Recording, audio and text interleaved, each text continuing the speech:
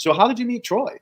Yeah, so I met Troy at the first vermicomposting conference, the NC State Vermicompost conference I went to, and I guess it was 2019, the end of 2019, and he was a speaker there, and I kind of like met him. I saw him talk, I talked to him a little bit, but after I finished this research, I was invited back to the 2022 conference, which I guess was kind of the last one, or at least the last one within the U.S. I think the final one was in France this past year.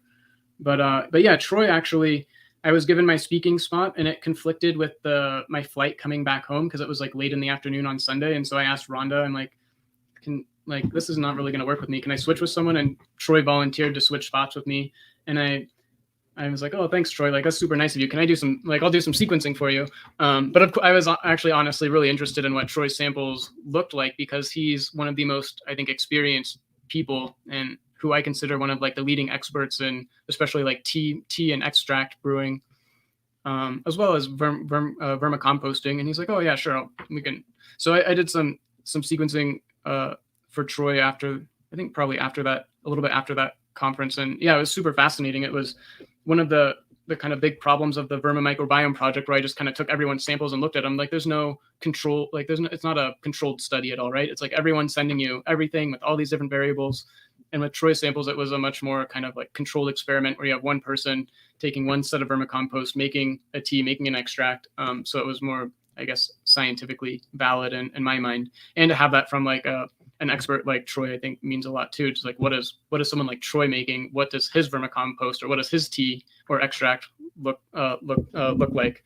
And so that kind of, because when you look at this data, it's so complicated, and I don't really know what I'm looking for. I don't know what it's supposed to look like. There is no, at least yet, we're not really sure what it all means, and that's kind of why you provide context to data. So what does Troy's samples look like? What do these other people's samples look like? What are they all doing the same? What are they all doing differently? And you can kind of do this correlative analysis to understand what are the driving factors shaping these communities, or at least that's the idea behind it.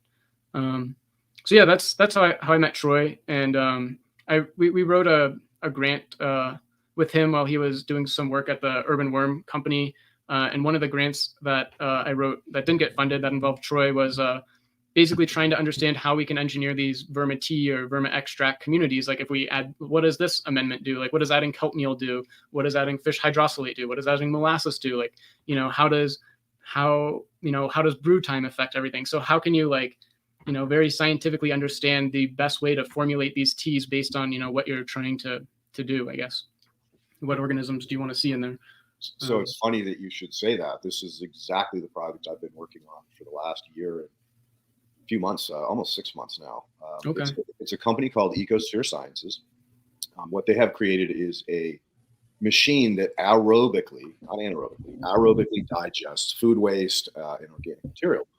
And so initially, the first 8 months we spent on low-hanging fruit, which was obviously direct microscopy, chemistry, anecdotal plant trials, to kind of justify all right, how far do we want to take this? We want to go to like a USDA ARS site to get, real documented hardcore white paper level plant trials, against synthetics. And that's definitely like the gold standard and what you want to be there. What do the plants like the most? I'd love to be involved in something like that, but